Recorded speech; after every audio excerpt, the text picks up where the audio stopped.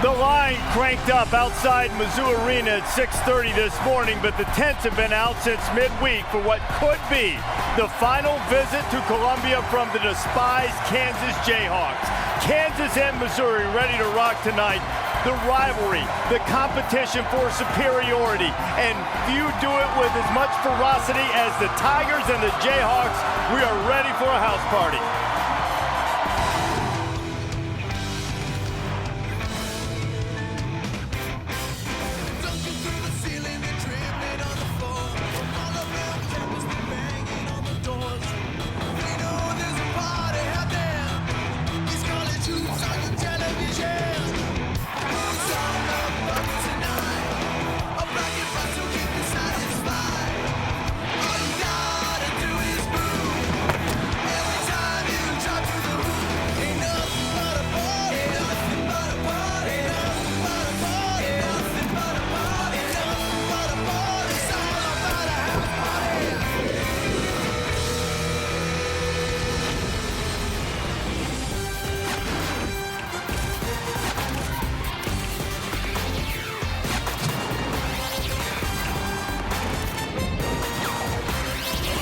College Game Day is covered by State Farm. They have occupied Mizzou Arena in force. This is what a rivalry is supposed to be. Bitter, vitriolic, acrimonious, and tonight this crowd might very well see history. The closing of a chapter between Mizzou and Kansas, perhaps the last time, the foreseeable future that the Jayhawks will visit here tonight. And it has these folks a little bit wound up. Glad to have you with us. A maiden voyage of College Game Day here to Missouri. Reese Davis, Hubert Davis, Digger Phelps, and Jay Billis. You throw on top of it that you got a couple of top 10 teams capable of going to the Final Four.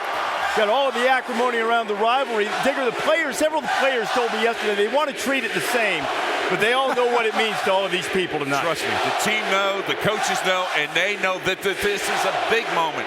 They know the rival Kansas, but more importantly, they will win this game tonight because of the sixth man. Well, this is not just a regular game. I mean, a rivalry game, it's a conference game. I think it's neat because you have two different styles, and then you put together two top 10 teams having a chance to win a Big 12 championship, get to the Final Four, win a national championship. This is not just a regular game. Yeah, you want to treat it like a regular game in your preparation to keep yourself calmed down, but the truth is this is the game. It is not just any game. 105 years these two teams have been playing. Kansas has dominated the series, but tonight will be just the third time that they've met as top 10 foes. Missouri 2-0 in those rankings. We'll see if they can go 3-0. We're going to talk plenty about this game. What do you need to know today, JB? I think you need to know, how is Kansas going to attack this four-guard lineup of Missouri? Missouri can really pressure the ball. Kansas has been turning it over at a high rate for a good part of this season. Can Missouri take away the vision of Kansas when they're trying to get the ball inside? And how is Kansas going to match up with Missouri at the 4 spot? Kim English is a really difficult matchup. They can spread the floor. They share the ball. Tremendous spacing by Missouri. Well, for me, can Florida State win the ACC? Yes, they've turned it around. Unranked at the start of conference play. Now they've won 6 games in a row. Michael Snare, Bernard James are scoring consistently. They're taking care of the basketball. They beat North Carolina and Duke. And if they beat Virginia today, another ranked opponent, they'll have sole possession of first place in the ACC, Coach. Well, who can challenge Kentucky in the SEC? It's going to be tough because we talk about their offense, but it's their defense. They have held 15 teams under 40% shooting. Their field goal defense, 36%. And when you take a look how they go at you, yeah, they're at South Carolina today. The other night, they jump out 22-5 at home against Tennessee. I need to know who the challenger is to Ohio State in the Big Ten. Will Jordan Taylor be the guy? That was Jordan Hulls. Here's Brandon Paul of Illinois. Now, what did those guys have in common? When Indiana won, when Illinois won, Hulls and Paul went off from three-point land, just as Jordan Taylor went off against Ohio State last year. Very good defensive team in the Buckeyes, but if you're going to beat them, somebody has to get hot from the outside. I need to see if that'll be Taylor today for Wisconsin at home, 2 o'clock Eastern time on ESPN. Syracuse at St. John's with Jim Boeheim having the opportunity to match the legendary Dean Smith with victory number 879. It all culminates, of course, with Kansas and Missouri tonight. 9 o'clock Eastern, 8 local time. You know what, though? What I really need to know, guys, this rivalry looks as if it's going to come to an end at the end of this year. And I need to know if somebody will step up and preserve the things that are important to the fans in college basketball. Look, these guys were chanting SEC a little while ago, Jay, and they have a right to go to any conference they want. But the administrations have to get together and save the things that are important to the fans, and this game's one of them. Well, I agree with that. Not just important to the fans, but important to the players. I mean, if you're a competitor, you want to play your rivals. Now, they can argue about all this conference stuff off the floor. That's fine. The administrations can argue, and everybody can get mad if they want to. But when it's time to play, you want to compete. And the players want to play. And I think it's incumbent upon these two schools that they need to play every year and figure out a way. Now, if they can't do it next year or the year after because of scheduling, I think they still need to play. You know, money and greed cannot take away what tradition means. And that's a very good value when you look at tradition. It'd be like Texas and Oklahoma not playing each other anymore. Or Army, Navy not playing each other anymore because of what? Money and greed? I don't think the money's that important. When you look at what Kansas and Missouri bring to the table every year, yes, I like it when you play each other twice, like your days in the ACC, when you play Duke, Carolina back-to-back. Those are things that are important to schools and rivalries in this country. And yet, you know, I'll give you an example. Big East football. San Diego State is going to play in the Big East? What's wrong? Well, I mean, yeah, a lot please. of rivalries that are going away, too. Pittsburgh, West Virginia, maybe even Syracuse, UConn. What kind of damage does it do to the sport, Hubert, if you don't play those types of games? Reese, the most exciting thing about college basketball is rivalries and conference play, because I believe it's more than a game. You know, I had an opportunity to play in rivalry games like this at North Carolina. I played Duke 11 times.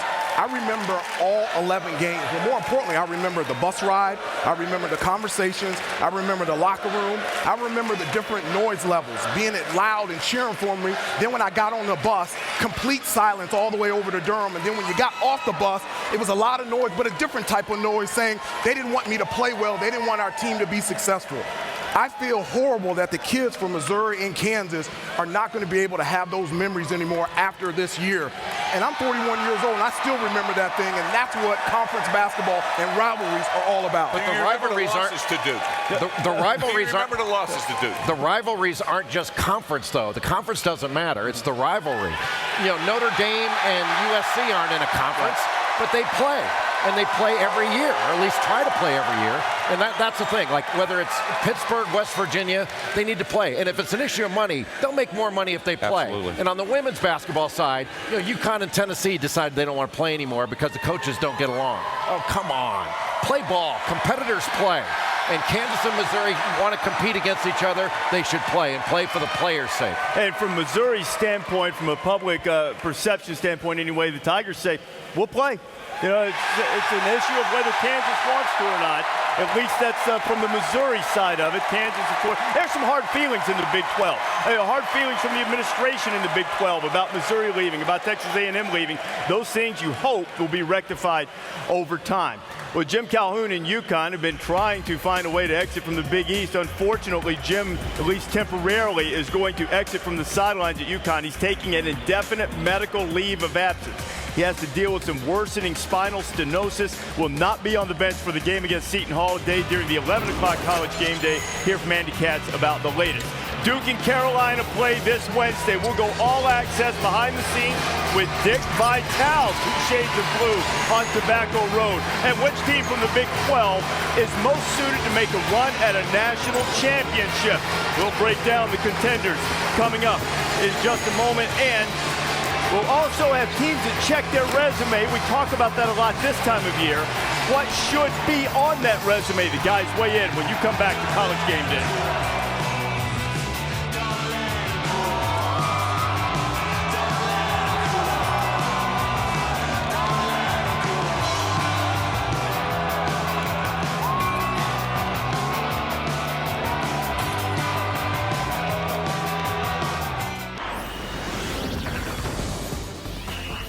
College Game Day is covered by State Farm. For auto, home, life, and banking, get to a better state. We're getting a little jump on rivalry week with Missouri and Kansas playing tonight, but on Wednesday we'll have Duke and North Carolina. Those two teams square off yet again in their storied rivalry, and Dick Vitale gives you a rare all-access look. The two programs on Tobacco Road. Dave, I want a picture with these kids.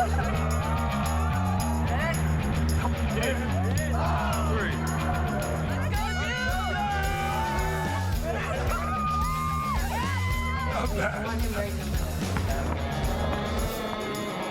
I was going to steal your hat. Can you show us? I like this hat.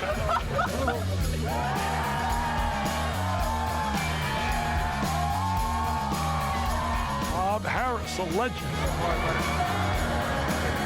And a 22-inch waist. Hall of Famer Brett Musburger.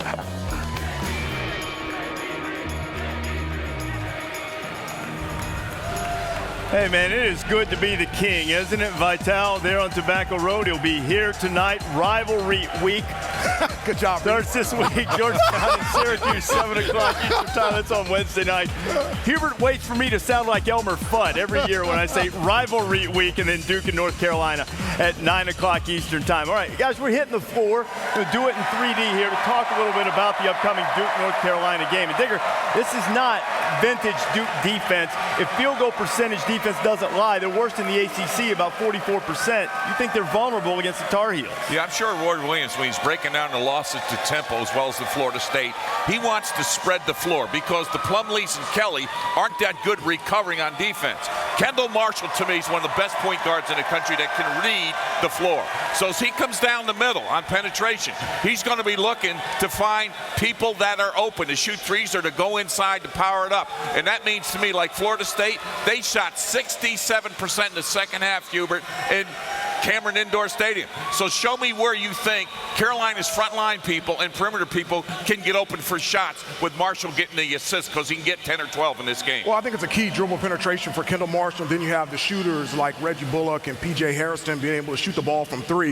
I think the matchup I'm looking at is the small forward position. Harrison Barnes this year a little bit different offensively. He's been posting up more, and he likes to post up smaller defenders. And remember, Duke plays a small lineup. They play 3 guards. So Austin Rivers is going to be guarding him, and he loves Harrison Barnes to catch the ball right here. And here he has 3 moves. Either one, gets into the lane, pulls up. Number 2, a fadeaway, or he'll face up and go one-on-one and get to the basket and get to the free throw line. If he can get Austin Rivers in a foul trouble, remember, Austin Rivers is the only guy on their team on a consistent basis that can create in a half-court situation. I think that can be a huge matchup for them, Jay, down low on the post. And they do a really good job of getting Harrison Barnes off that shuffle cut by the elbow, yes, and then they run a little flex cut to get him on this low block. I think this low block is going to be really important for the big guys. The Carolina big guys, even the Duke big guys, they're going to catch the ball inside. The question is, where are they going to catch it? Are they going to catch it with a foot in the paint where it's a drop step and a score, maybe even a foul, or are they going to catch it a step or two out here? Now, when we were playing, if I'm guarding Brad Daugherty, he caught it right here, he's going to dunk on me. Right. If I made him catch it out here, he was still going to dunk on me, but it would have taken him a dribble. But if you can make him catch it a little bit further out, you've got a chance as a defender. Foot in the paint or a double bury deep down here, forget it, because Carolina does a great job of getting the ball into its post guys, screening if they screen. I don't think they've been screening as well as they have in the past, but if they do a good job of screening, they're going to be able to get their big guys, especially Tyler Zeller and John Henson, in the low post. That's going to make a big difference. I agree with you. Digger loves it when you start talking about the big guys and the points in there too. Duke and North Carolina Wednesday night. You can see it on ESPN. Of course, it'll be a signature victory for whoever gets it. It always helps that resume, but beating North Carolina and Duke has also been an important thing this year, and it has really been the signature victory for a couple of teams. Florida State did it to both of them. The Seminoles blew out North Carolina, the first college game day on January 14th. Of course, they beat Duke, as Digger mentioned, and Temple beat Duke January 4th. That is certainly enhancing the Owls' resume after that victory for Fran Dunphy's team. And Iowa State, this is going to be a popular one here, no doubt. Iowa State beat Kansas at home. The Mayor Fred Hoiberg's team starting to make a run at that tournament consideration. Has been a signature victory for the Cyclones for sure. We are joined now by a guy who keeps an eye on all of that type of stuff, the numbers, the signature victory, strength of schedule, all of those metrics. Joe Inardi from ESPN.com, bracketologist extraordinaire. So, Joe, if we're talking signature victories, who's most in need of one right now? Joe, indeed. We'll talk more to you a little bit later on as we continue to close in on Selection Sunday and all the parts continue to move around. Joe Inardi, our bracketologist, he'll be with us throughout the morning here on College Game Day to talk tournament. We're into February, last full month of the regular season. You're going to hear a lot of talk over the next several weeks about resumes. That is defined differently to different people. I want to know what you think should be on the resume. What ought to be the most important things that people should look at on those resumes? I think your resume and your body of work for a season should be about accomplishment. What did you accomplish during the season? It shouldn't be a predictive measure of how we think you're going to do in the tournament. What did you do to get in as against all the other teams for at-large selections? And to me, it's how did you do against the best teams on your schedule? You know, you get into the NCAA tournament, you're not going to play bad teams. You're going to play good teams. So how did you perform against the best teams on your schedule? I think that is the most important thing. Who did you play and how did you play against them? Well, when I look at everything, it's the eye test, and I want to see the last 10 games. Why? Are you healthy? Are you really at your best of the season? You build toward the last 2 weeks before you go in your conference tournament, and that also is included in those last 10 games. And yet you still have another opportunity. We can take Connecticut last year. They were 4-7 their last 11 games, and now they got to go play in the play-in game on Tuesday in the Big East tournament. Enter Kemba Walker, and they go on and win 11 straight. So to me, as a coach, I know if I'm desperate and I need some wins, it's got to come to me the last 10 games, especially against good teams. Or if I still have that conference tournament, I still got that chance to get in the finals, steal a bid from somebody else, or win the conference tournament like Connecticut did, and then go on and win a national title. You know, I think your resume should be in two parts. First part, non-conference play, who you played and who you beat. And I think there should be more importance of how you play in conference play.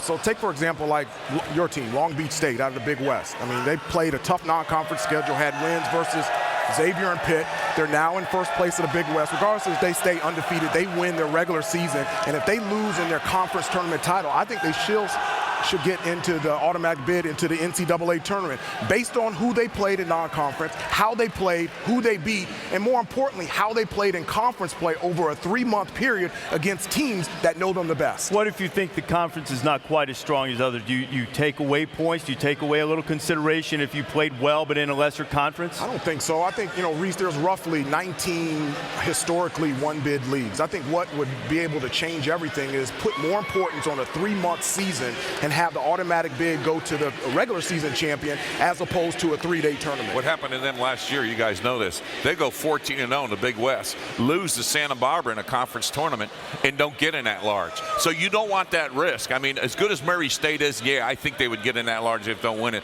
But you don't want to play with fire, and all of a sudden your one team doesn't get in, the other team, that's it, you're done. You're still judging how good the team is as against the rest of the field. And I don't think that the conference competition you play is necessarily the determining factor. If you haven't played as well against the best teams you've played, that's going to be the harder thing to determine. Right. Yeah. And the thing with Murray State, like Murray State played 3 games this year against top 50 competition. They really haven't played anybody that's impressive resume-wise in the Ohio Valley Conference. But they haven't tripped up against any of those teams either. That's really important. They haven't gotten beat. They haven't had an off day, nothing like that. But in beating Southern Miss and beating Dayton and the third, I can't remember the third team they played, but they won 3 games against really quality competition. That is the important part to me. How did they play against the best teams? They've proven they're one of the better teams in the country, and they should get in. And they can seal a deal. Memphis, did you say Memphis? Memphis. Murray State can seal a deal because in a couple of weeks in Bracket Busters, they got St. Mary's coming in playing at Murray State, and that would reassure them an at-large if they don't win. I think they're in anyway. I think they're already in. Let's do this. Break down what they thought was important. Conference regular season. How you finished. Last 10 games or so, Jay looks at the body of work, particularly quality wins. So those things important on the resume. So I waited till February. Can't wait any longer. How about some blind resumes? Right. Put up some numbers for 2 teams. Team A, undefeated in conference play. Team B's not. Strength of schedule, much better for Team A than Team B. Each of them with 1 win against the teams in the top 50 as dictated by the RPI, if you like to follow that. So here's the drill. Only 1 spot. You have to choose between these 2 teams. If there were only 1 spot remaining in the tournament, Hubert, would you go Team A or Team B? I would go Team A. I like their conference 9-0. Digger? Strength of schedule. Team A or Team B? Yeah, and on this, you're going because of strength of schedule. 66 and 9-1 last 10 games, 1-5 against top 50. The other team's 1-1. I'm going with Team B. You're going Team A or Team B or Team B? I want B.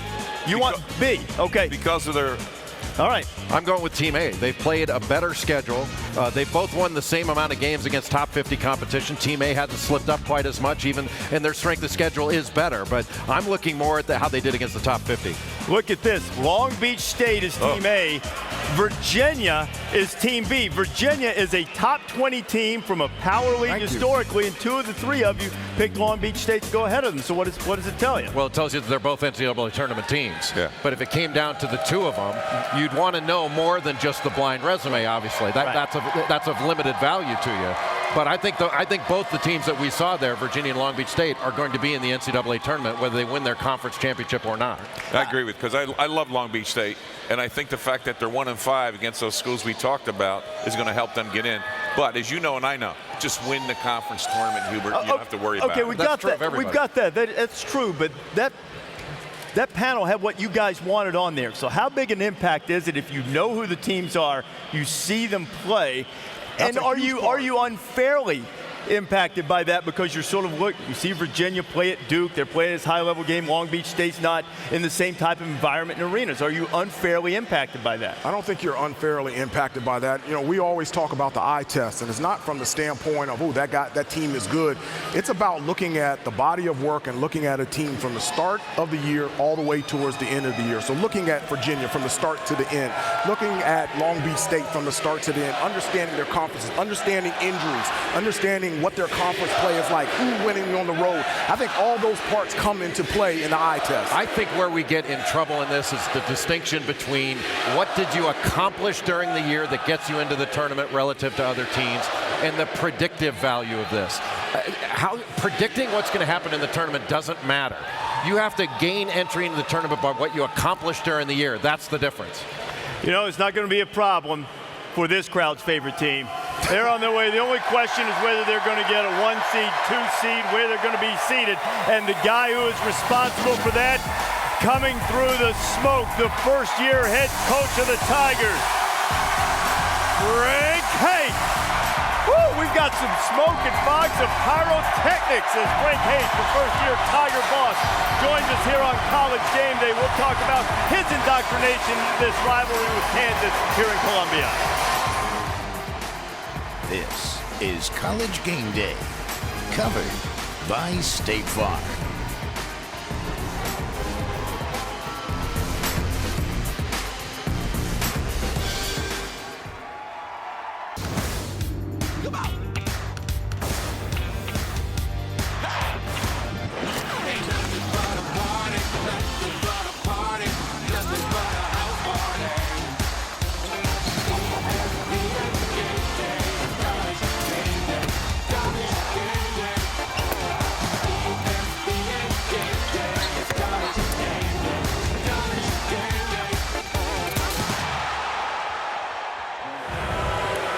College hoops all over the place. Women's game, 11 o'clock Eastern time tomorrow. We'll start with Dayton and Xavier. That'll be followed by the second-ranked team in the land, Skylar Diggins and Notre Dame, taking on 23rd-ranked DePaul. It's on ESPNU tomorrow at 1 o'clock Eastern time. As soon as we're done, we've got Georgetown and South Florida coming. And Jason Clark having an outstanding senior year for Georgetown. He's been steady. He's been leading the young guys. He's already shot more free throws this year than during all of last year. 15 points a game, couple of steals a game, shooting 50% from the field. Well, Hollis Thompson's an excellent wing player, can do a number of things. He can defend, he can rebound. I really like his passing ability, but he's an excellent catch-and-shoot player. You can see 49% from three-point range, so when Jason Clark penetrates, he has an option out there on the wing. Earlier in College Gameday, Joe Lenardi told us South Florida is one of those teams that certainly needed a big win today, a signature victory. But, Joe, I kind of want to, as we welcome you back in, I want to go to the other end of the bracket and talk Big 12. You have Baylor, you have Kansas, and who else? Oh, yeah, Missouri. All of these teams, I love the gratuitous applause. All of these teams with opportunities over the course of the rest of the season to earn a 1 seed. From your judgment right now, who's in best position to finish up and get a 1 seed in the tournament?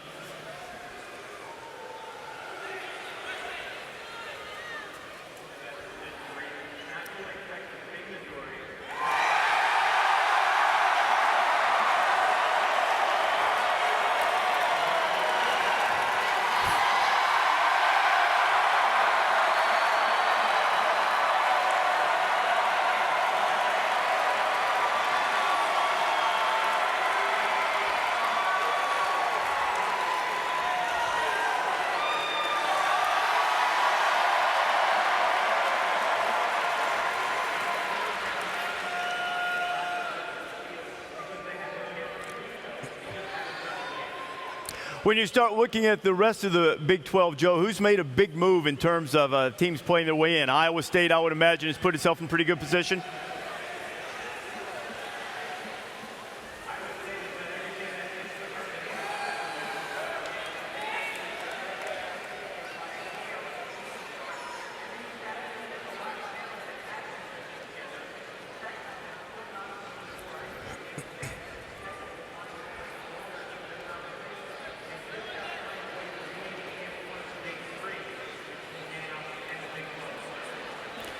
Well, they'd like to get rid of the formula of falling behind, rallying, and then coming up short, just as they did against the Tigers earlier this week. Joe Lunardi will keep up with you throughout the month of February. Headed toward March, Joey Brackett. You can see all of his stuff on ESPN.com, the college basketball page.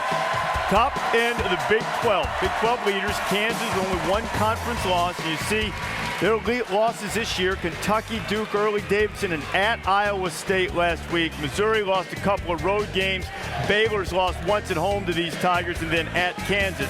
So as you look at these three teams in the Big 12, clearly all of them are going to be forces in the tournament. Which one do you think, Digger, most likely to play for and perhaps win a national championship? I really like Missouri. I like their consistency on offense. Yeah, they lost at Kansas State. They got out-rebounded by 14. They lost at Oklahoma State. The one concern I have, and I saw it in Texas the other night, Ricardo Ratliff cannot get in foul trouble. He only played 24 minutes, and the way to get around that, and that could happen tonight with when you look at Thomas Robinson, extend the defense so that you do what? Force a transition game. Now the big guys can't get in the paint, and that's one adjustment I would make if I look at Missouri as they want to go up and down the floor to keep Ratliff in that game, especially when he can score. He's shooting 75% from the field. I want him in the game with the ball. I think both Baylor and Missouri, it wouldn't surprise me if they won a national championship. I really like Missouri for a number of reasons. One, they can just flat out score. We talked about lack of scoring. They can score. They can take care of the basketball. And you talk about Ricardo Ratliff and Steve Moore. The thing I like about them is they're effective offensively, and you don't have to call a play for them. You know, majority of their points come in transition, off that pick and roll action, dribble penetration, offensive rebounds. I think that's a huge benefit. And if Ricardo Ratliff and Steve Moore stay out of foul trouble, defending and rebounding, I don't think there's a team in the country that can beat them. And I think there's a team that can win a national championship.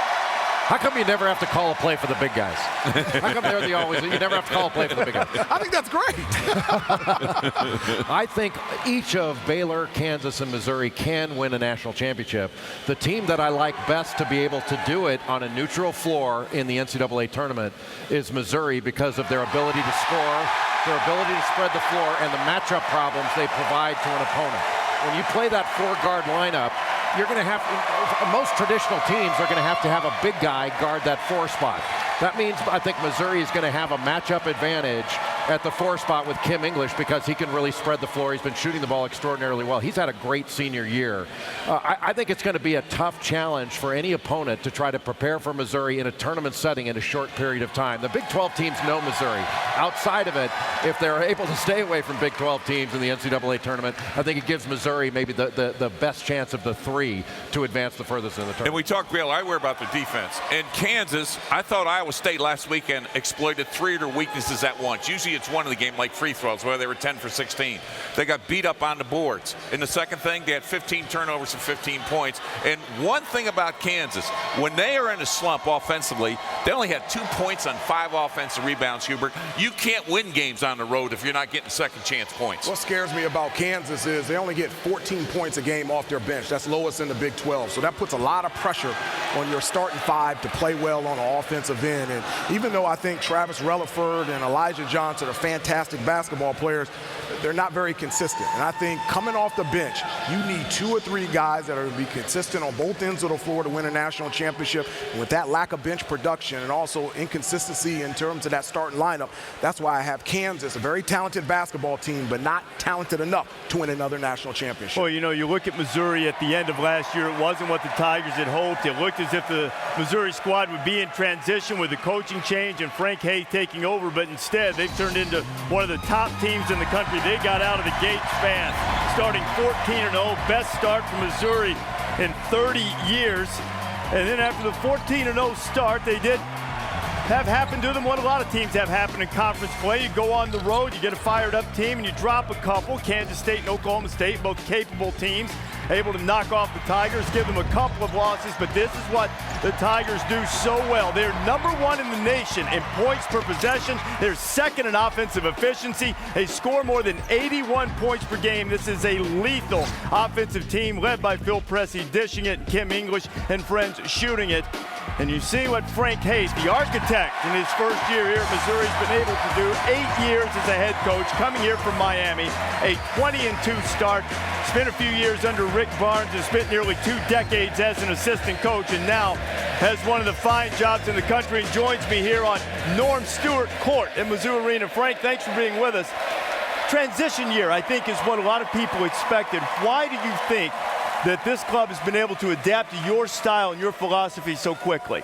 Well, I think for the first thing, I would like to say we have great leadership. You talk about Kim English, you talk about Marcus Stemman.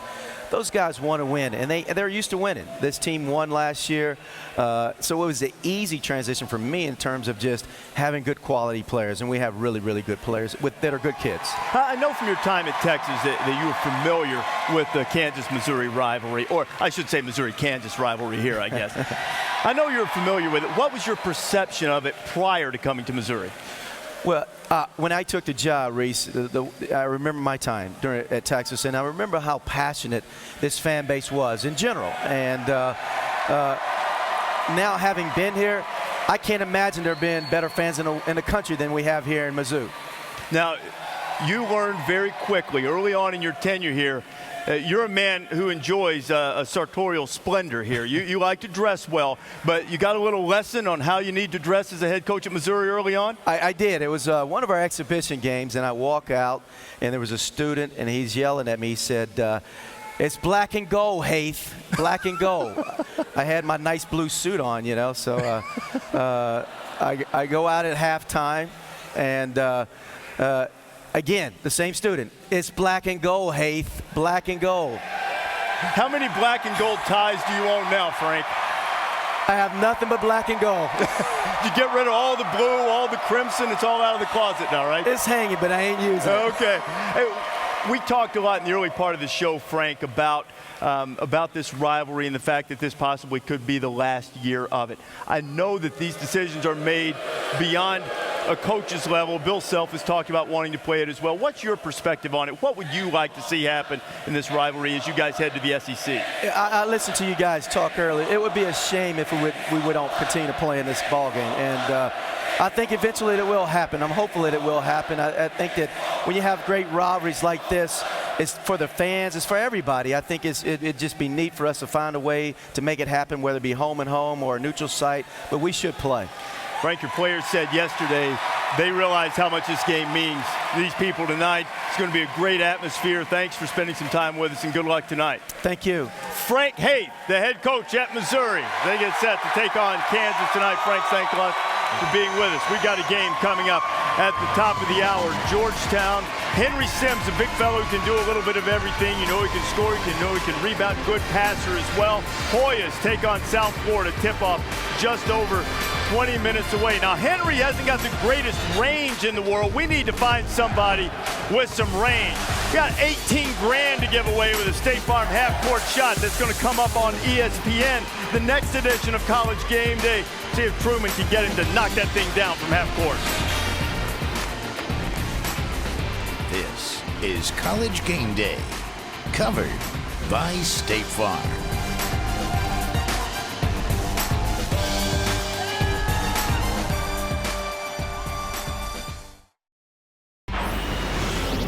College Game Day is covered by State Farm.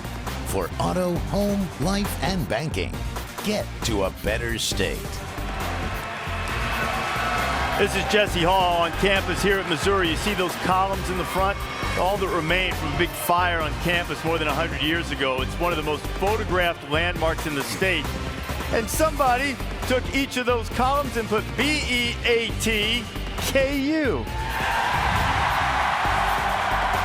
That's what the crowd would like to see tonight. What you'll see tomorrow on ESPNU, Miami taking on Duke, 3 o'clock Eastern time. Blue Devils back home after the win at Virginia Tech earlier this week. Got Georgetown and South Florida coming up. Augustus Gilchrist, a really solid big guy inside, has always played well against Georgetown, but a guy that can get the ball down in the paint, especially with a foot in the paint, and score and get fouled. Tip-off coming in just over 15 minutes in the Big East. South Florida, as Joe Lenardi mentioned earlier, in need of a signature win. This is the portion of the show that's pretty much a round table. We're going to take you up to tip-off between the Bulls and the Hoyas. And let's start one of the topics in the Big East. South Florida might need a signature win. I think maybe the most compelling case right now in the Big East. What do you do with a Pittsburgh team? One of the teams you listed on ESPN.com this week as being on a little bit of an upswing. After starting 0-7 in conference play, how do you evaluate them? Well, here's one with Pittsburgh. When you look at their overall resume, you say it's not an NCAA tournament team. When you look at all the stuff we looked at with Long Beach State and Virginia, Pittsburgh wouldn't make the cut.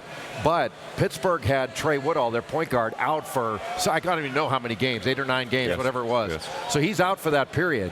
When Pittsburgh has had Trey Woodall in the lineup, that's a tournament team. And he's back now. Saw him play the other night in person against West Virginia. He was by far the best player on the floor. And Pittsburgh was a different team with him there. I think you have to take out the games that Pittsburgh played without him. Now, Pittsburgh's not a great team with him, but I think they make a pretty darn good argument for inclusion into the NCAA tournament field as an at-large team with Trey Woodall in the lineup. They are a different team with him, and I think you have to look at it that way. Yeah, I agree with you. It goes back to our early discussion. Injuries as a part of what were they with him, what were they without him. And you're right. Trey Goodall the other night at West Virginia comes out with 16 points in the first half on the road at West Virginia. Of course, they play tomorrow home against Villanova. But Pitt is one of those teams. They got 2 things going now. The rest of the Big East season and the Big East Conference Tournament in New York, and they can make a statement and steal a bid based on who cares about what they were going 0-8 in that stretch. You got to care about some, don't you? I mean, they've got to be penalized a little bit for that, don't they? They do. Yeah, to become a 13 seed. Well, look, they are 9-3 with Trayvon Woodall in the lineup, and I agree with you, Jay. They're an NCAA tournament team. They started off 0-7, Reese, and they're 3-7 in conference play. I think they're going to have to get to 8-8, 500 heading into the Big East season. So that means they're going to have to go 6-2 in the remainder of the season. They've got a number of ranked opponents. I disagree with Jay from the standpoint. I think you have to judge Pittsburgh without Trayvon Woodall. I mean, without Trayvon Woodall, they still should have beat Wagner, Notre Dame, Rutgers, Louisville at home. I think you have to judge. Injuries are a part of a regular season, and you have to judge the team with and without Trayvon Woodall. If we're going to do that across the board, I'm cool with that. Yeah. If we want to say, hey, listen, injuries are part of the game, you are what your record says you are, that's fine. Okay, then there shouldn't be any adjustments for anything because the only objective standard in sports is winning, either win or lose. I'm cool with that if that's the way we're going to do it. But we have been the selection committee has made adjustments traditionally, and if they've made them traditionally, I think they need to make them with regard to Pittsburgh. Okay, if they make them, and they have, Kenyon Barton thing with Cincinnati, we remember. When you look at the injury, though, how much does it impact their margin for error in your mind? You may think they're still a tournament team. By standards with Woodall in the lineup, they would be. Does it impact their margin for error down the stretch? Let me kind of answer your question with a question. What about the teams that beat Pittsburgh when Trey Woodall was out of the lineup? Do you give them like full credit for that? How do you do that? No, you shouldn't. They're not the same team. So you team. Adjust that. But that's the thing. If you're going to adjust it for the opponent, you got to adjust it for the team itself, I think. Show me on the floor. They've got the schedule in front of them. Take care of business against Villanova, and there's 4 straight. And that's what they're thinking. They're not looking to the Big East tournament yet. And to me, it's like, okay, guys, we're back. We got 3 in a row. Let's go for 4. Beat Villanova tomorrow, then worry about the next one. You used the phrase, okay, last one. In saying that you're not going to judge them on, are we worried about, like, if you play a good opponent, a coach is going to say, no, my best player's hurt. That way we don't even have to count this thing. I mean, we're not worried about that kind of thing, are we? No. Okay, well, I mean, that's why I think we have to make an adjustment in it to judge them as to who they are when they're at full strength and who's the team that's going to be considered for the NCAA tournament. True. All right, Digger used the phrase, show me. I understand that's fairly popular around here. Who's going to show that they're the best player on the court tonight, Hubert, in this Missouri-Kansas game? I think it's going to have to be Kim English. Jay mentioned he's a shooting guard playing the power forward position. That's going to be the key matchup. he's going to match up against either Thomas Robinson or Jeff Withey. How is he going to play defensively? And then on the offensive end, can he make them pay by the way he can play out there on the perimeter, shooting threes, putting the ball on the floor? I think the player of the game who's going to determine this game is going to be Kim English, the 2-guard at the power forward position for Missouri. I think it's going to be Ricardo Ratliff against Thomas Robinson. That's the war in the paint, points in the paint, the battle in the paint that I'm looking forward to tonight. And the key is which one gets in foul trouble early and has to go to the bench, and that hurts both teams. I think the two most important players tonight for Kansas is Tyshawn Taylor, and for Missouri it's going to be Marcus Denman. You know, Tyshawn Taylor has been playing as well as any player in the Big 12, especially in Big 12 games, averaging 18.5 points. And Marcus Denman, I think, is maybe the most fearless player in the league. You know, when he attacks the rim and is in transition, I don't think that kid's afraid of anything. You know, when we look around the country, we talk about the impact of home court. Digger, you look at student sections, you deal with them every week on game day. Who has the best student section, most impactful one in the country? Wait a minute. You're seeing it right now. Missouri tonight. What are the Notre Dame people going to say? Well, they're at home. I'm on the road, so I don't have to bring it up. They do have Marquette today, and that student body will be fired up for Marquette South Bend. Jay, when you talk a lot about the role of the crowd on the game and differentiating it between being part of the game and impacting the game, what kind of impact can this crowd have on the game tonight? Well, I think it's going to have an impact on both teams with how they behave on the floor, and sort of are they going to be buoyed by it, or are they going to be a little bit intimidated by it? But really, it's the teams that are going to make the difference. I mean, the losing team isn't going to walk in there and say, you know what, we got beat by the crowd tonight. Don't worry about it, guys. There's nothing we can do about it. You know, they're not going to say that. This crowd this is as good an atmosphere as we've had for game day. No question. But I mean, if you're asking about student sections, let's not forget about Kansas' student section. That thing's pretty strong. And you know what? Every time we go there, too, that's been as good an atmosphere. I hate it when people say, how do you rank the game day crowds? You can't rank them. You just put crowds in upper echelons. Kansas certainly there in the upper echelon of great crowds, and Missouri's joining. I'd say the most valuable player of the game tonight will be the Missouri student section. You're such a kiss-up. I want them there, baby. Number 6, sixth man. You know, you always talk about storming the court. They storm the court. Next year, it's going to cost them $25,000 in the I'll SEC. pay it. Do it if you beat number 1. You hear that? Go. Yes. Next year, you storm the court in the SEC. When you beat number 1, I'll pay the fine in the SEC. That's not what you said. You said I'm going to put some Missouri gear and do it myself. Let's make some picks for some games coming up. We'll start with Ohio State and Wisconsin, 2 o'clock Eastern time today on ESPN. Buckeyes or Bucky the Badger? I like Ohio State. I like them defensively. Aaron Craft, the one guy, Jordan Taylor, has to be aggressive on the offensive end. He has to have a big game, but defensively with Aaron Craft on him, I like Ohio State winning on the road against Wisconsin. Wisconsin, there's no fear playing there anymore. They lost Marquette at home, Iowa at home, and Michigan State at home. Lenzel Smith Jr., X factor for the Buckeyes. Buckeyes win. Ohio State's the better team. I think Wisconsin's going to sneak out a win in this game, largely because of the play of Jordan Taylor. I think Jordan Taylor is going to play his best game today like he did at Michigan State, or against Michigan State with 28 points. All right, let's go Baylor and Oklahoma State in the Big 12. I like Baylor if their big guys play big. Big rebounding, big defensively, and on the offensive end, post up down low in the paint like Perry Jones III. It's a trap game for Baylor. We know Missouri lost at Oklahoma State, but I'm going to go with Baylor. I think their personnel, their defense has got to improve, but they've got too much. I'm going to go with Baylor. I think Pierre Jackson's going to be the difference. He was the difference against Texas A&M. If he doesn't hit that shot, they lose that game. 145 on ESPN3. That's on a computer. Digger doesn't have one of those. Marquette, Notre Dame. I like Marquette. Sorry, Coach, but I think Marquette can score easier, particularly in the half court. What do you got? Well, you know who he's got. It's Notre Dame. So I've got Marquette because of their ability to get the ball into the paint. They're scoring 34 points per game in the paint. I think they'll be able to get it in there. You notice on the graphic, they just ignored Digger's pick because it's Notre Dame every week. How about Virginia and Florida State? Florida State, they're scoring. Michael Snare has been consistent offensively, and they're getting Bernard James and Xavier Gibson, big guys on the move, getting paint catches down low in the paint. I like Florida State. They're not going to lose a game to Virginia after knocking off North Carolina and Duke on the road. This is where Florida State makes a statement, knocking off another team ranked ahead of them in the top 20. I've got Florida State. It's obviously going to be a very slow, methodical game. The key is Florida State's defense on Mike Scott. If Virginia can win, it's going to be Mike Scott that has to do a lot of scoring for them. You know, scoring has been a problem for a lot of teams in the country. not for Florida and not really for Vanderbilt, who wins the game in Gainesville today. You know, I really like Florida. Eric Murphy's a power forward that can score inside and out, but I like Florida because I think they're tougher. Their guards, Irvin Walker and Kenny Boynton, they have a little ego about them out there on the floor. I think they're tougher, and I think they'll beat Vanderbilt. Well, Vanderbilt turnovers has been the issues in all their losses, and that's going to happen again today because Florida's not looking ahead. They got a showdown at Kentucky on Tuesday. This is the step to get there. Florida wins this game. I'm going to go with an upset in this one. I'm going to take Vandy in this. I think Vandy is an underrated team. I think they've been told they're not tough. I think they're trying to prove it. John Jenkins is the guy I think has to have a really good game. He's 1.3 points per play, one of the most efficient guards not only in the SEC but in the country. Vanderbilt and Florida this afternoon, and of course Kansas and Missouri tonight. But you're going to have to wait just a little while. We will pick Kansas and Missouri when we move over to ESPN. That is coming up in a matter of moments at the top of the hour. Also, let these guys pick the Super Bowl and tell you what Hubert will do if I'm right about the Super Bowl. Go on over to ESPN. Game day rolls on the air. Here comes South Florida and Georgetown.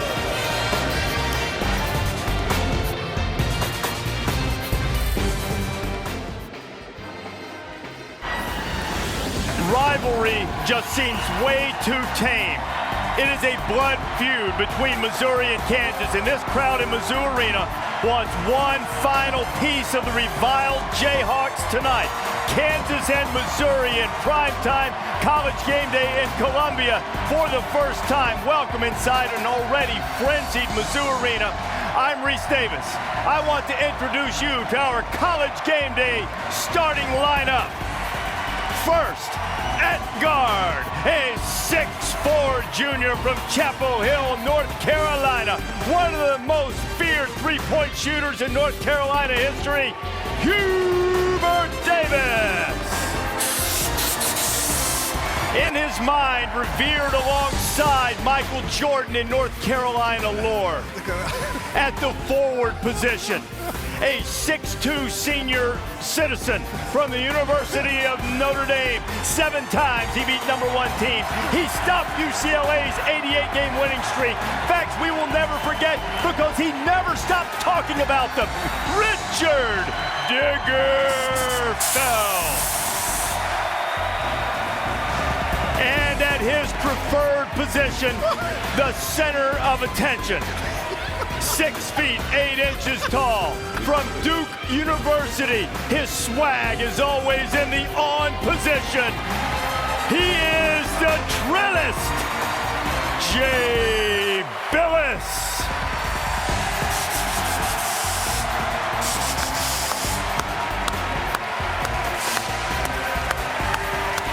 You are locked in on position on the swag rider. You got your stacks rolling. You got your stacks rolling. What time is it? Game time. What time is it? What time is it? Time. Game time. Game day time.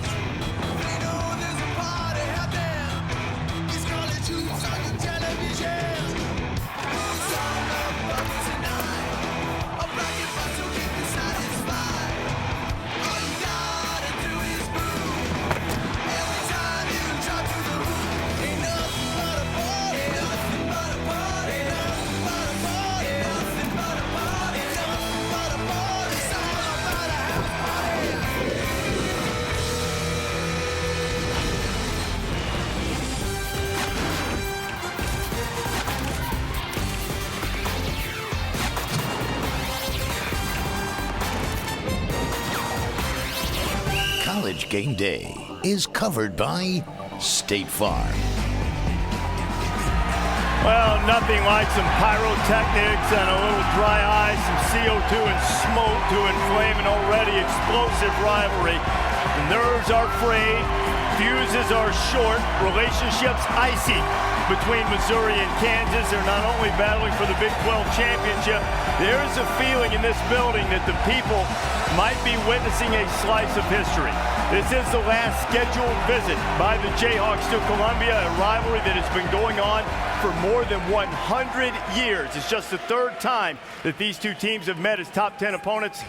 Missouri 2-0 in those games. Trying to make it 3-0 tonight, but it's a rivalry that Kansas has dominated. Now, under any circumstance, guys, and you've already met the guys, which very well could be the beginning of the end of our careers. But when you look at this rivalry, it's great under any circumstance, but this one has a different feel because there's a sense of finality to it in terms of it being the last time that Kansas is scheduled to come in here for a while. I know, Reese, but I think it's perfect. You talked about rivalry. It's the same conference play. I think you have two different styles of teams, and then you talk about Missouri going to the SEC next year. Both of these teams have a chance to win the Big 12. Both of these teams can get to a Final Four and win a national championship.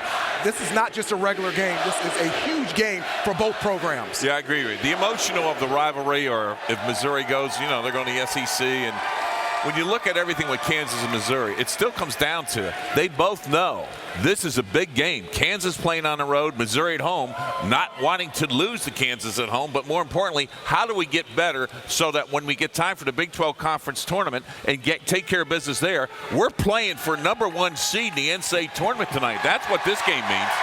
Well, first, I know that entrance was a little bit different for all of you guys. That's what happens when I leave the house every morning, including the same amount of people that are there to greet me. This year's different, I think, in this rivalry because I think Missouri's got a special team. They've been good before, but this is a special team. And I think that's going to give this a little bit of a different feel when they tip off tonight. The one thing I would say, there is a celebration when you leave the house, but it's usually from your wife and kids. Glad that you're taking off. I have to bring my permit with me because you have to have a permit to have this much swag. I would imagine so. Whatever. Have you told him all of those things to say? You clued him in on all the hip-hop talk. This rivalry, if you understand the intensity of it, back in 1961, there was some bitter feelings left over from the football game. They got into a fight. Missouri won the game by 3. Hey, look, even the fans got involved. This is an uglier fight than we've seen recently. 1987 Big 8 tournament, tied at 65. Lee Coward, courageous! Missouri wins it 67-65. In 1990, these two teams met as top 5 teams twice. Don McIntyre reigned at 3. Missouri won it 77-71. And in fact, they did it again in Lawrence, winning the matchup, being a #1 Kansas team. 2006, no time remained. And Christian Moody at the free throw line, he missed a couple, went to overtime. Missouri pulled it out 89-86. And then 2009, game tied at 60. Dyer Taylor for the win. But that is the last time that Missouri has beaten Kansas. Since then, the Jayhawks have owned this rivalry, an opportunity that they'll have tonight to continue. And you see these two teams, the Missouri offense has been stout, but the Kansas defense strong. All of these categories you see lead the Big 12 in the respective categories. The points in the paint for Missouri on offense, the points allowed in the paint by Kansas on defense, and the Kansas defense holding opponents to less than a point per possession. We've talked about the intensity. I was at the final Texas A&M football game. It was a similar feel. The team that's been dominant wanted to send the other one leaving the conference on your way with a loss. But both of these teams actually could really be on their way once the NCAA tournament comes around. Jay, when you look at them, who's best equipped between these two to maybe even make a run for a national championship? I think they both can make a run for a national championship. They're both equipped to do that. I think Missouri is going to be the tougher draw for an opponent because Missouri can spread the floor. They play that 4-guard lineup. They can score the ball easier. I think they're a little bit better in transition. They're better shooters. They're better offensively overall. Kansas is the better defensive team, but on the offensive end, I think Missouri sets themselves apart a little bit, and they're going to be hard for any opponent as a draw in the NCAA tournament because you're going to have to play a little bit differently with your 4-man to guard Kim English. Well, the one concern I have, Ricardo Ratliff, as good as he is inside, shooting 75% in the field offensively, he got in foul trouble the other night, played 24 minutes against Texas, was on the bench most of the game. They can't afford to lose him. And when they did lose at Kansas State, they got beat by 14 on the boards. So what do you do to compensate that? I think if they extend their defense even 3 quarters and pressure and keep their big people in the game because they're staying out of foul trouble, that to me is the difference maker for Missouri. Kansas to me still has some issues. Turnovers have hurt them in games, points in the paint on second chance points, missing free throws. And when you take a look at board play, yeah, they can get beat up on the boards. And that's why all 3 fell apart at Iowa State when they lost at Iowa State last week. Well, I think Kansas, and Jay mentioned, they're outstanding defensively, but in terms of scoring off the bench, you only score 14 points a bench, and I thought that's last in the Big 12, and that's going to hold them back from winning a national championship. It puts a lot of pressure on your starters, and even though I think Travis Relaford and Elijah Johnson are fantastic players, you know, they've been inconsistent. I think that's going to ultimately keep them away from winning a national championship. But I like Missouri because they can score. I like Missouri because they can take care of the basketball. And I like Missouri because of those big guys, Ricardo Ratliff and Steve Moore. You don't have to call a play for them. They score all of their points in transition, those pick and roll action, offensive rebounds, dribble penetration, put back. They do an excellent job. And if they can stay out of foul trouble, defending and rebounding against big front lines, Missouri can be right there winning a national championship. You know, Billis might say if those big guys had as much swag as he did, they call a play for him every now and then, right? You know, this game is certainly the headliner, number 4 against number 8, but it is a terrific day of college basketball. Many of them will be seen on a variety of ESPN platforms. Syracuse and St. John's. That follows us. Boeheim going for victory number 879, which would tie Dean Smith on the all-time list. North Carolina, Maryland later on this afternoon. See Kentucky at 6 o'clock, which leads into College Game Day at 8, which gets us to Kansas and Missouri. What about a storyline for you today, Hubert? Well, 3 weeks ago, Florida State was unranked and 0-1 in ACC play, but now they've won 6 games in a row, beat North Carolina and Duke, doing a terrific job getting their big guys on the move, in the paint catches, down low on the post. If they beat Virginia today, another ranked opponent, they will be in sole possession of first place in the ACC, Coach. How tough is Vanderbilt, and will they challenge Kentucky in the SEC? That's going to be answered today on the road at Florida. And playing Florida, you got Kenny Boynton, Irving Walker, and Bradley Beal, all outstanding guards. Florida has the nation's most efficient offense. They make 10 threes a game. Vanderbilt has got to defend ball screens, and they have to defend that three-point line. Well, to me, Wisconsin hosting Ohio State. Teams have no fear playing at Wisconsin. Why? Well, Marquette had them down at 10 points early in the game, and then you take a look at Iowa and Michigan State beat them. But Linzel Smith Jr. is the X factor now for Ohio State. He can get his points. They're solid to win this game. Well, it's been a rough week for UConn. Played a couple of games, haven't reached the 50-point mark in either. And now Jim Calhoun is going to take an indefinite medical leave of absence to deal with a worsening spinal stenosis problem. It's put Calhoun in a great degree of pain. It has really limited his mobility, and he's not going to be on the bench today when the Huskies take on Seton Hall, and he's going to be away from the team for an indefinite period of time. Andy Katz is at that UConn-Seton Hall game, getting ready to watch that one. Andy, what's the latest on Jim Calhoun?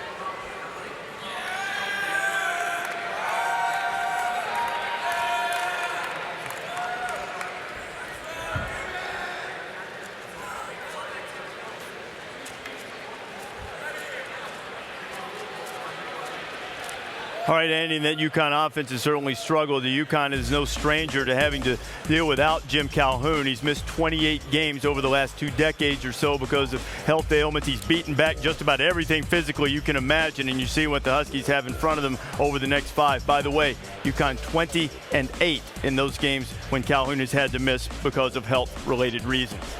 Inside College Game Day, so you want to put together the ultimate college basketball team?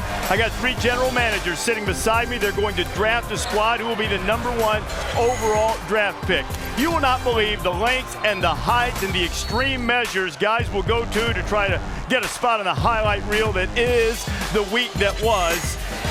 And of course tonight it will be a frenzied atmosphere. Missouri and Kansas, how well Michael Dixon and Kim English know each other. Do they speak the same language? Everybody inside Mizzou Arena on the same page. Here come the Tigers on College Game Day. We'll play a little Know Your Teammate, Shoot for Money. Lots of stuff coming up.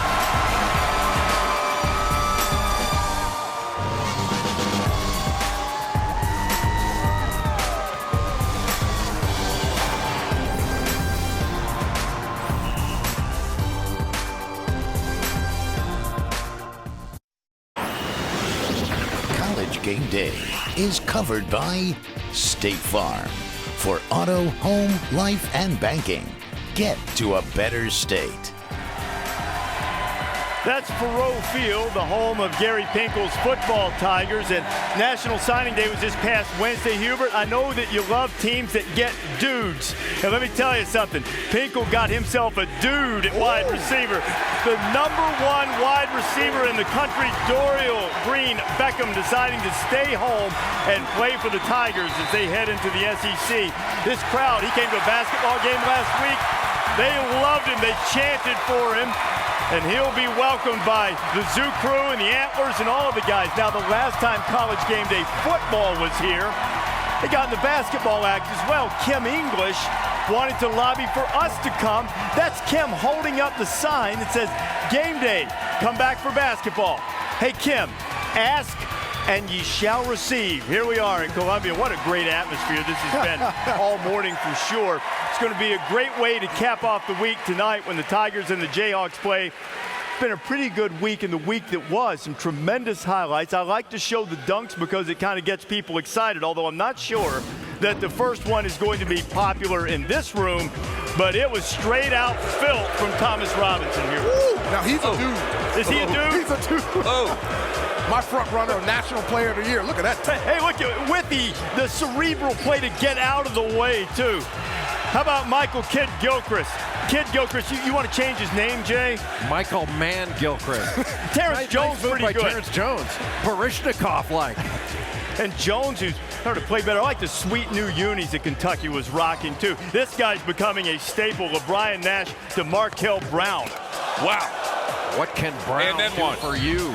Off the glass.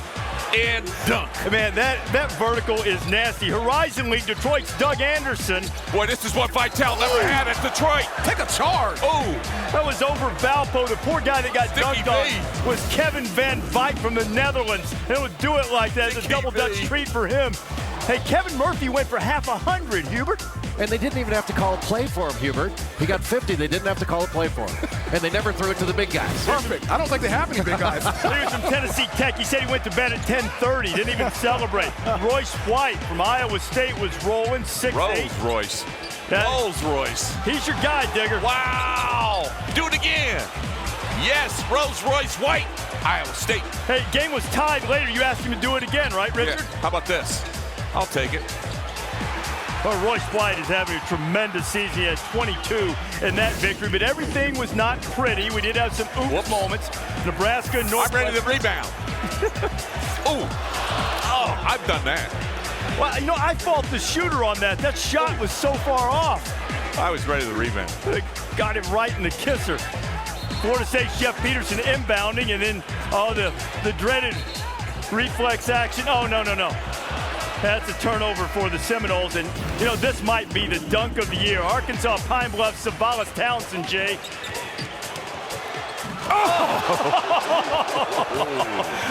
That should be illegal. That's from the foul line. Hey, Jay, I'll steal your line from this morning. Arkansas, Pine Bluff, you should put out an APB for that guy, because it was illegal and nasty. There's some other things that happened this past week. Watch out for Pitt. We talked about this morning on the ESPNU version of College Game Day. They won 3 straight after that 8-game losing streak, 7 of the losses in Big East play. Connecticut can't find the basket, and Murray State rallied to go to 22-0. They got past Southeast Missouri State and remained undefeated, the only undefeated team remaining in college basketball. All right, guys, this is what we like to call a draft room here, and we're going to put together the best team in college basketball with these 3 general managers. Come to order. Playing with the props already. Okay. Hey, look, I understand the phones. Why is there a shake weight? I got to call my agent. That's to try to get Digger in shape. We'll see That's Digger working out with that thing. That's how Digger works out every now and then. That's how. Okay, here's how this draft is going to go. I'm going to go through the rules with you. We went rock, paper, scissors earlier, and Digger Phelps won the rock, paper, scissors. He's got the first overall pick in the draft. It'll go on an S curve. Each coach is going to draft 2 guards, 2 forwards, and a center. Everybody in Division I's available. We'll go 1 through 3 and then the other way. So Digger picks 1st and 6th. I'll tell you when to pick, Digger. And you have the #1 overall pick. Hey, you know, your coiffure is a little bit different now than it used to be on this picture. Who's your #1 overall draft pick? I'm going with a green machine from Michigan State, Draymond Green. Love him. You want to play him at forward or center? Put him on a forward because he's going to play as a 3-spot player because he can get points, gets assists. He's double-double, but I love his assists, and he's the key for me to start building this franchise. Okay, Draymond Green's the first overall pick. Jay, you got the second pick. I am selecting Anthony Davis of Kentucky. We have center or forward? I'm going to play him at the forward spot. Okay, so Anthony Davis, shot blocking machine from Kentucky, goes as Jay's first pick. Shot blocking, running, you name it. He does everything. 108 and I will call a play for him. Now, Hubert, it sounded like you wanted Anthony Davis. I did. Now you get to go back-to-back. Who are you taking? Give me Tyler Zeller. Where are you playing him, center? Or Put him at center. Okay, we'll go Tyler Zeller. And then give me Michael Mann-Gilchrist at the small forward position. Okay. You want me to write? You took my player, I'm taking yours. Get some, Jay. So Michael Kidd Gilchrist goes here at center. In an effort for time, I'm going last name the rest of the way. So S-curve back, Jay, you're up. I'm going to go big guy because he's still available. I'm taking Jared Sullinger. Jared Sullinger. I'd throw him the ball. You'd I'm calling plays for him, too. He's the most dominant low-post big guy in the country. Okay, so you've got your front line set. Digger, who are you going to go with Draymond Green? I want Kevin Jones from West Virginia. Okay. I think he's a candidate for Player of the Year, and I think he knows how to score, and I love this front line that I'm starting to build. Okay, Jay, you're back up. No, he's got 2. Oh, you've got – that's right. I'm sorry. Digger, I tried to take a pick away from you. Let's go again. Okay, I'm going to take my guard. You ready for this? I'm ready. Flip Pressey, because he can dish. 6 assists per game, the crowd favorite. He's got the Missouri guard. Jay, now you're up. I'm going with a point guard. I'm going to take Damian Lillard of Weber State. Young man can score, he can handle, he can pass, he can do everything. He is one of the most underrated players in the country. I get 2, right? You get 2. Give me Thomas Robinson, power forward. I knew that wouldn't be popular, but it's a great pick, a value pick, they like to say in the draft, this late in the draft, I would say. And we need a guy that can shoot the ball from the outside. How about give me Kim English at the 2-guard position? He's playing the 4. I hear you, Kim. Go, Elijah. But you move him back to the 2, more than capable of doing that. We'll work. Jay, you've got 2 spots left. I'm going to take Harrison Barnes of North Carolina. Versatile, one of the best jump shooters in the country. He'll be able to help spread the floor with Anthony Davis and Sullinger inside. And it's okay to play him at the 3. He's going to be playing the 3. Okay, all right. Digger? My shooting guard, I'm going to Connecticut with Jeremy Lamb. Okay, you go Lamb. That's good. That's good. And your last pick, Digger, you need the big fella. No, my big fella is the big fella. Shooting 75%, leading the nation. You got it, Ricardo Ratliff. I could have predicted this. 2 Tigers here. Jay, your last spot at guard. My last spot needs to go to a shooting guard that is dynamic and fearless. And I'm going to take Marcus Denman. So let's see, we got 2 Tigers, 3 Tigers, 4 Tigers there. A 5th Tiger with the final pick in this draft. You know, I need a guy at the point guard position that can pass, distribute, and score. I'm going to get Isaiah Cannon from Murray State as my point guard. Okay, Isaiah Cannon. So here are the teams. Now, here's the fun part. I'm going to let you guys critique each other's teams. So, Jay, first of all, as you look at Team Digger, what do you think? First of all, poorly coached. I think that's where we can get them. I think it's an outstanding team. The one place you think you could attack a little bit is inside. That's why I like my lineup a little bit better. I think we're strong at the guard position, and then strong inside with Sullinger and Davis. I think defensively we're going to be hard to deal with. All right, Hubert, what do you think of Jay's team? I think it's a very good team, but there's no role players. There's too many shooters out there. Not enough balls out there for be able to shoot the basketball. I really like Lillard. I like Denman. Barnes has been terrific going inside and out the small forward position. Anthony Davis defensively down low in the paint. I really like his team, but they need a role player in there like Michael Mann-Gilchrist. So, Digger, now you love this. You get to critique Hubert, his coaching ability. I know. I won a championship last year. He won a championship in the summer. It was a camp at North Carolina. It was fixed. So what do you think of Hubert's team? Can you see it there? You got Cannon, English, Kid Gilchrist, Robinson, and Zeller. Yes, I think if I'm playing against Hubert and knowing what he doesn't like, I'm going to play that 1-3-1 zone because he doesn't know how to attack it, and those big guys will be out of the game. I know how to attack it. No, Short you don't. corners All you in want the to do middle. is shoot. What are you talking about? Shoot. The object of the game is to score. Nevertheless, shoot. You know, the one thing I would say is that Hubert's the only guy that looks exactly the same on those pictures. Yeah. Oh, really? Yeah. The coiffures in a little bit different order for the other two of you guys. Right there. Case dismissed. Wait, get yourself in shape. One guy that was not selected in our draft plays for Syracuse, Scoop Jardine, getting set to take on St. John's coming up at the top of the hour. In the last 8 games, he's averaged 7 assists.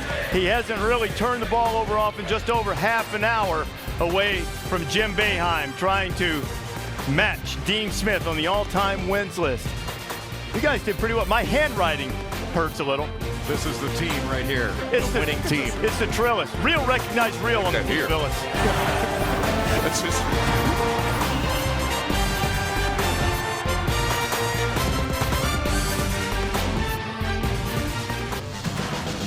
Welcome back to College Game Day, covered by State Farm.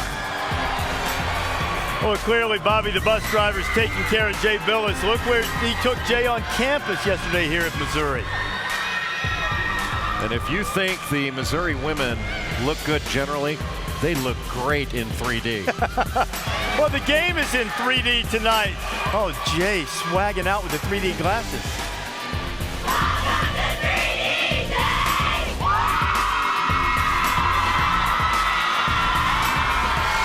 Oh, just like Jay's days at Duke. Couldn't walk anywhere without Where'd you hear that? They thought that was an AARP bus. And Missouri has been in a state of success all season. They started 20-2 as they entered tonight's showdown against the Jayhawks. They lead the Big 12 in 9 different categories. They have been an offensive juggernaut. They've won 20 games again. 4th straight time they've done that. Tied a school record. For more than a century, these two teams have done battle 105 years in the rivalry. James Naismith invented basketball, but as the coach of Kansas, he was 0-2 against Missouri. Before the Tigers moved into this arena, David Padgett closed down the old building, Hearn Center, with a game-winning shot for Kansas. Not popular here. Last time the Jayhawks are scheduled to come in, and everybody's trying to keep it on an even keel. But the players know just how much this game means to fans on both sides. When I think about Kansas, I think about big rivalry between us and them, hatred between fans. If you want to win the Big 12, no doubt it has to go through Kansas. I anticipate it being a very vibrant crowd and enthusiastic environment. I would like to win both times this year for our seniors so we can go out on top. But when we're on the court between those lines, then we're like total enemies until the buzzer sounds and one of us are victorious. I feel like if we lost every game this year and we won that one game, it'd be successful seasons. There you see Jesse Hall in the columns of stand. Columns may stand for more than a century, but conference affiliation does not. You see the number of teams moving in power leagues. Missouri and A&M headed to the SEC. Tiger faithful, the Zoo Crew already up to speed on the entire SEC chant. Pitt, Syracuse on their way to the ACC, and West Virginia headed in to the Big 12. Now, you know, you look at this and the impact it's going to have on the game. And I understand moving conference affiliation for money. That's fine. Somebody needs to look out for the fans. Somebody needs to step up and make sure that these games continue to be played no matter what conference these schools are in. Missouri and Kansas, Jay, have to play. They should play. I think they do have to play. I think it's the right thing to do for the fans. It's the right thing to do for the players. And it's what competitors do. Like the conference realignment stuff is going to keep happening. That's not going to stop. These are voluntary associations. If one team wants to leave, so what? That's fine. You know, they can argue about all those legal issues off the floor. When it's time to play, competitors come to play. And I don't see how either Kansas or Missouri, anybody with a straight face could say, I'm a competitor, but I don't want to play a rival or I don't want to play another good team. That doesn't make any sense. Well, you got 105 years of tradition with this rivalry. And usually it's been home and home. Now, what do? Play once every other year at home, go to the other guy's place the next year? But the fact is this, as I'm looking at this, you know they're yelling SEC. Okay, Missouri and who? Who's their new rivalry in the SEC supposed to be? They can maintain a rivalry with Kansas if they'll just play. If they play. But what if Kansas says, no, we're not going to play? That's what's happening right and that's now. going on. Now, you take Texas, Oklahoma. That's a rivalry. You take Army, Navy. That's a rivalry. And there's got to be a way where all this stops. I don't like this conference expansion. What, over money and greed at the expense of what? 105 years of tradition? That's what's losing this quality of college sports. But tradition doesn't pay the bills. Yeah, it's not going to stop. The money will be there. Yeah, but everything, Digger, everything in America consolidates. The banks have consolidated, airlines have consolidated, all these conferences are consolidating, and it's going to keep going, and they're going to keep chasing after that money. That is an absolute certainty. That is not going to stop. And money and greed, to me, is one of the biggest weaknesses that has become a value that is the wrong value. Well, I don't disagree that greed's the wrong value, but it's not going to change. You have to sustain the programs here. It would change what impact does it have on the game? Greed? Why is leaving for the SEC greed? I said greed was wrong. I don't think there's anything wrong with leaving a conference and going to another one if you make more money. I think it's fine. I'm saying that greed as a moral virtue might not be a good thing, but if you have to sustain the program, you can go someplace to make some more money. On the floor, what impact is losing this type of game? Potentially losing Syracuse, UConn. What does it have on the game? What makes a rivalry is history, it's time, it's an equal competitor fighting for the same thing. And that's what Kansas and Missouri have. And that's what Kansas and Missouri is going to lose. That is what Jay and I had playing at Duke. And I mentioned before, I remember all 11 games I played against Duke. And not only just the game, it's outside the game. I remember the bus rides. I remember the conversations. I remember the locker room. I remember the different levels of noise when I was in Chapel Hill getting ready to get on the bus. And then I got on the bus and was complete silence for 20 minutes as you go 7 miles from Chapel Hill to Durham. And then you get off the bus and there's noise, but a different type of noise because there's noise that doesn't want you to play well. I remember that. And that is what the players for Kansas and Missouri are going to remember for the rest of their life. And this is something that's going to be taken away from them after this year. And it's a shame. It's not just rivalry. It's other rivalries. That is the greatest thing about college basketball. It's not the NCAA tournament. But still. It's rivalries and conference play. Yeah. Let's take a look at the Big East. Madison Square Garden, the Big East Conference Tournament. Connecticut, Syracuse, those days are gone. You kidding me? That was one of the great rivalries in college basketball. To me, a rivalry is very simple. I want to kick your tail, and if you beat me, it'll be devastating. That's what a rivalry is. That's what it's going to be in this particular rivalry because there's a sense of finality to these meetings, this one and the one later on in Lawrence. It'll be the last time. Eternal bragging rights, I guess, so to speak, at least until they get it all worked out and someday when the Tigers and the Jayhawks play again.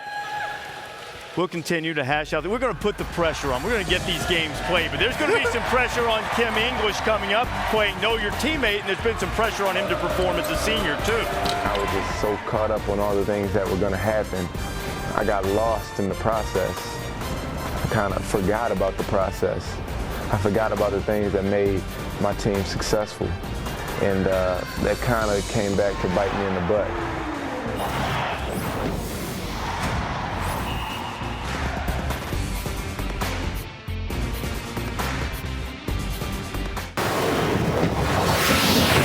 College Game Day is streaming live on your computer, tablet, or smartphone via WatchESPN.com and the Watch ESPN app. The intensity will come right through your screen no matter how you're watching College Game Day. Mizzou Arena rocking, awaiting the arrival of the Jayhawks tonight as they take on Missouri. These two guys, Kim English, Mike Dixon, they're going to play Know Your Teammate coming up in just a few moments on College Game Day. You know, seniors almost become a dirty word in college basketball. You stick around this long, there have to be some serious flaws in your game. And truth be told, there were some flaws in Kim English's game last year, but as Colleen Dominguez tells us, wait, I'll finish. A big case of senioritis kicked in, wiped the slate clean, and fueled by a familiar verse, English is proving to be quite the senior. I keep everything in this book. I write about each game, practices, the morale of the team, keep how many turnovers I had, and how many rebounds I had. I keep everything in here. And I had the poem in here because I want to read it. If you can keep your head when all about you are losing theirs and blaming it on you. If you can trust yourself when all men doubt you but make allowance for their doubting too. It's a great poem. If you can trust yourself when all men doubt you, but make allowance for their doubting too. That teaches humility, along with confidence, along with not being naive. You can doubt me, but I know I can do it. Kim English has had to hold on to that confidence, even as he faced doubters in his past. As a child and teen, he suffered from stuttering. I couldn't talk when I was younger because speech impediment that haunted me. It was just great to come home and play in front of our friends and family. I couldn't hold a sentence, I couldn't hold a conversation unless I was 100% comfortable around you. It was hard, like not ever coming home and playing in front of your fans and having hugs after a game waiting for you. Well, I taught myself strategies. If I could feel a word wasn't about to come out clear, I just switch it mid-sentence, or I would start a beat, a rhythm. I'd pat my leg, or I'd pat my shoulder or my heart just to get words out. And I don't know, it just got better. If you can dream and not make dreams your master, if you can think and not make thoughts your aim, if you can meet with triumph and disaster and treat those two imposters just the same. After a solid sophomore year, English struggled last season, averaging just 10 points per game and shooting only 37% from the floor. I had a lot of success my sophomore season, and I kind of got caught up in what I wanted to do after my junior season. I wanted to leave school early, go to the NBA. I forgot about the things that made my team successful. After the season, English declared for the NBA draft, but did not get the feedback he hoped for. He returned to school and tried out for the USA's World University Games team. But when he was cut from that team, English hit rock bottom. His feelings at that point in time, from a basketball standpoint, was not good. I mean, he struggled, being cut from a team. I think he really realized how hard he has to work to get where he wants to be. Left corner English, a three, bang, he buries it. This season, English is a team leader, averaging 14.1 points per game and is shooting 51% from the field. It makes me look at last year like a blessing. You need to put all individual goals aside to reach the true team success. If you can fill the unforgiving minute with 60 seconds worth of distance run, yours is the earth and everything that is in it, and which is more, you'll be a man, my son. And Kim English has been the man for Missouri this year. After Lawrence Bowers was hurt early in the season, he slid down to the 4 spot and has created one of the most difficult matchups in all of college basketball. But now the question is, how well does he match up with his teammate, Michael Dixon, the Missouri 6-man, joining us here for a little Know Your Teammate. By the way, impressed with your literary scholarship there. Very impressive, my friend. Well, thank you. I guess I learned how to speak. Very well, I would say. Okay, you guys know how this game is played. You're each going to try to predict what the other one said. By the way, more than 20 texts have been exchanged between these two. That's a lie. Preparation. That is not a lie. You told me yesterday it was true. This is all off the top of the head. No texts have been exchanged. Okay, we're gonna put some truth serum in you soon. But here's the first question I'm going to ask you. Don't peek. Ask you what you think Michael said, Kim. Here's the question. Tonight's game, Coach Haith and the entire coaching staff, they get thrown out. They get upset with the officials. You got to call over a College Game Day analyst to draw up a final play. Who do you think Michael said he would like to see come over and draw up that play? We're a lot alike, and we follow Jay Billis on Twitter and watch a lot of the games he does. I'm probably going to think that he said Jay Billis. Michael, what did you say? He first said Digger, and he goes, no, Jay. Yeah, Jay. No, he's right. That's the wrong sound. That's right. He went with Jay later. Michael, what do you think Kim said? Toss that one away. He just gave you a big hint. Jay Billis. Oh, I did. That's okay. I'm good. I'm good with that one. All right, 2 for 2. Give me Michael's celebrity crush. He likes a lot of people. Are a lot of them in this crowd, too? He likes a lot of tri-delts and a lot of delta gammas. But he also likes sideline reporter Holly Rowe. What do you got? Holly Rowe, ladies and gentlemen. Wait, I'm going to save that for Holly. You know she's here, right? Okay, we'll save that for Holly. Who did he say? Who did Kim say? Kim Kardashian. These guys are on fire. What do you think one word Michael said to describe Kansas? He gives me grief about being a big man and how I struggle matching up with bigger guys, so he probably said big. And you said? Nagging. Well, you said mainly they're fans, right? Fans. Yeah, more so they fans than the players. Okay, that's a miss. What do you think Kim said one word was to describe Kansas? No, I did not say rock chalk. That's not what he said. We got 4 Kansas fans in the whole building. He talked about how they're a story program, so the answer is, and what did you say, Kim? Storied. That's impressive. That's as impressive an answer as we've had. Now, give me one word you think Michael used that would describe how the fans feel about Kansas. Disgust. And you said, insert explicit content.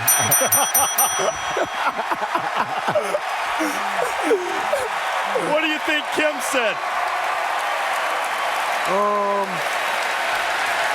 Hatred. Hatred? And you said hate. Yes, I'm winning. We're celebrating hate. Okay, earlier in the show, you went to College Game Day football, October of 2010. Missouri beat Oklahoma. You held up a sign, and you said, College Game Day, come here for basketball. Yeah. Okay, Michael holds up a College Game Day sign. If he were up here, what do you think he would put on it? What do you think he said he would put on it? Follow @M1 Mike Dixon Jr. on Twitter. I already do that. Did you say that? College Game Day come back every year. Hey, we're for that. Now, what do you think Kim said? Well, I know Kimmy's a big Jay Billis fan, so he probably told. So he's the one, huh? He's the one Jay Billis fan? No, big Jay Billis fan, but he probably told him to follow him, something like that. Follow Jay Billis. You guys did a great job. Very impressive. Good luck tonight. Twitterlicious. Is Jay Billis, would you really say he's the Trillist? He is He's true. a Trillist. All right. True. Real recognized real. That's it. All right. Kim, Michael, congratulations. Thanks a lot. All right, you know these guys can shoot. Let's see if we can make some money for a Missouri student. State Farm half-court shots coming up.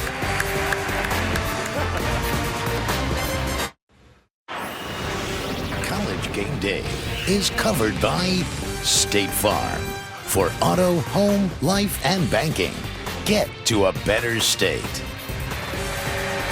The state of higher learning here in Missouri. That's the Jefferson statue on the quad. Higher learning not compromised by bringing home some cold, hard cash, and that's what we're hoping to do. The State Farm half-court shot. This is Anthony Lester, the State Farm agent, ready to give away $18,000. And Christopher Safor, you'll have 18 seconds to get as many half-court shots up as you can. As soon as Anthony feeds you the basketball, the clock will start. If you hit one, 18 grand is yours. Let's get it started. Chris Safor, a biology major. Here you go. He's off the board. He likes to shoot at an angle. There it is.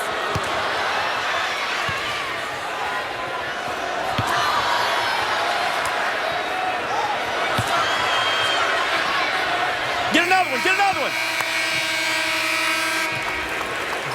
Great effort, Chris. Hey, Chris, don't leave. You got a consolation prize. You didn't get it $18,000, but you do get $1,800 for playing. Great effort. Like the angle, shooting from the wing. Chris Safor, biology major, is going to get $1,800. Jay, what do you got for the Well, it's time for the ING direct game plan breakdown, and it's Missouri and their spread floor spacing with their attack opportunities. The start of this set, Marcus Denman makes an Iverson cut over a staggered double. After that, Kim English is come off a flare screen to the opposite side. Now watch where his defender is coming over the top. The whole right side is open for cutting to the rim, and English is going to cut back door.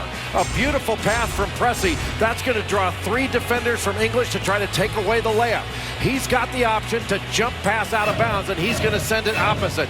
Now watch the spacing between Dixon and Denman out on the opposite side. They get 19, 20 feet apart. When everybody's drawn to Dixon in the corner, he can pass it to Denman.